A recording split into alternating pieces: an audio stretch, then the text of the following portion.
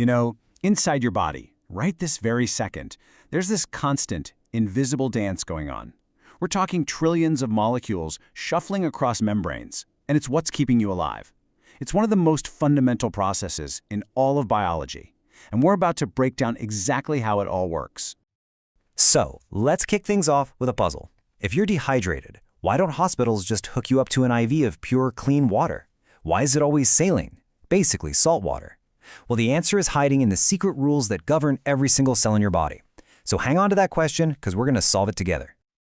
All right, to crack that mystery, we have to start with the most basic rule of the universe's molecular dance floor, the principle of diffusion. This is the simple, almost elegant force that explains everything, from how you can smell coffee brewing in another room to how oxygen actually gets into your bloodstream. Here's the first thing you really need to get your head around. Nothing is ever truly still. I mean, nothing. Every single molecule, every atom is just buzzing with energy. It's called kinetic energy. They're constantly jiggling, bouncing around, and colliding with each other. This non-stop, random motion is the engine that drives everything we're about to talk about. So what happens when you get a whole bunch of these randomly moving particles all crowded into one spot? Well, as they all bounce around, they naturally just spread out. It's not like they're trying to go anywhere. It's just probability, you know? More particles are going to get knocked from the crowded area into the empty area than the other way around. And this overall spreading out from high concentration to low, that's what we call diffusion. And this leads to a really cool idea called dynamic equilibrium. See, when the particles are all evenly spread out, they don't just stop. The party never ends. They're still zipping around, but now, for every particle that randomly moves left, another one just happens to move right. The overall balance, the concentration, it stays the same. It's perfectly balanced, but always in motion. Okay, you with me? That's diffusion. Now let's make things a little more interesting. What happens if we put up a barrier, a special kind of fence, and we focus on the single most important molecule for all of life? I'm talking, of course, about water. And this is osmosis. The easiest way to think about it is like diffusion, but with a VIP list. It's got two really important rules. First, the only molecule on the list is water. And second, there's a bouncer at the door, which is a semipermeable membrane. It's like a fence with holes so tiny that only the water molecules can squeeze through, leaving all the bigger molecules like salt or sugar stuck on one side. Now, this is where it becomes absolutely critical for our bodies. Let's take a red blood cell. In what's called an isotonic solution, the salt concentration is perfectly balanced inside and out. Water moves in, water moves out, everything's fine. But put that same cell in a hypertonic solution, that's super salty water, and all the water rushes out of the cell to try and balance things. The cell just shrivels up. Now, the scary one, a hypotonic solution, like pure water.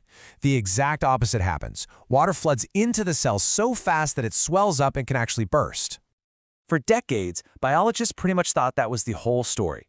You know, water just kind of slowly diffused or leaked through the cell membrane. But it turns out nature came up with something way, way faster. A secret VIP lane just for water. Which, brings up a really good question. If water can already get through the cell membrane on its own, why would evolution even bother to create a special channel just for it? Well, the answer is one word: speed. In some parts of your body, like your kidneys or your eyes, water needs to move incredibly fast, way faster than simple leaking would ever allow. And nature's solution? Oh, it's absolutely brilliant. Meet the aquaporins.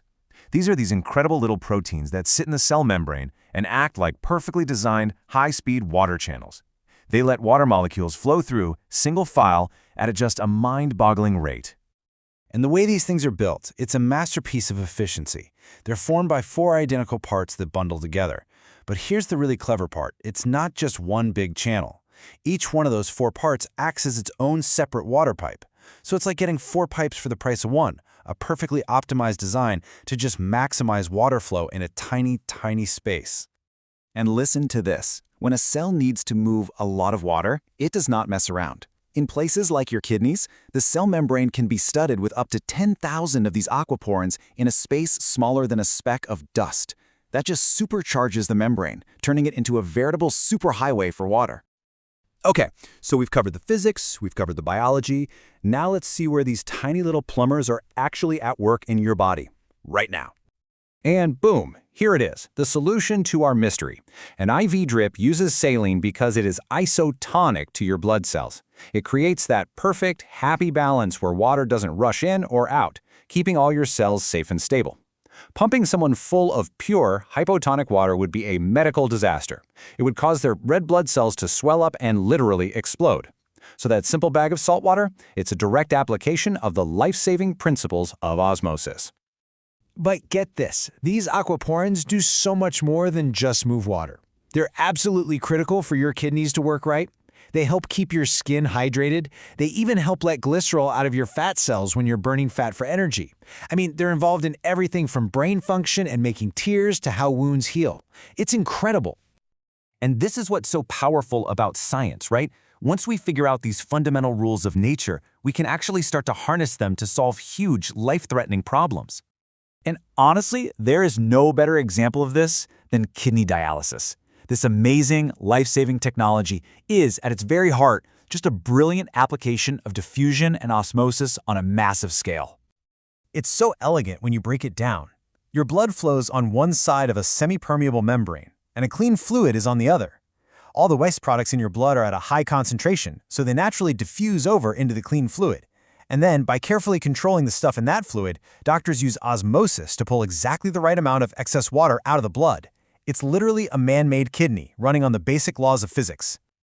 You know, understanding these tiny gates isn't just about explaining what's already going on inside us. It's opening up a whole new frontier in medicine, one where we might actually be able to control the very flow of life within our cells. So, the next big thing? It's not science fiction. It's happening right now. Researchers are developing drugs they call aquaporin modulators. The best way to think of them is like a volume knob for the cell's plumbing. These drugs are being designed to either open the water gates wider or to close them down, which would give doctors an incredible new tool to work with. I mean, just think about the possibilities here. If these aquaporins are involved in how cells move around, what if we could block them to stop cancer from spreading? If they help release stuff from fat cells, could we design new treatments for obesity? Could we actually limit brain swelling after an injury by controlling these gates? It's a huge question, but mastering the simple flow of water at the cellular level might just be the key to the next revolution in medicine.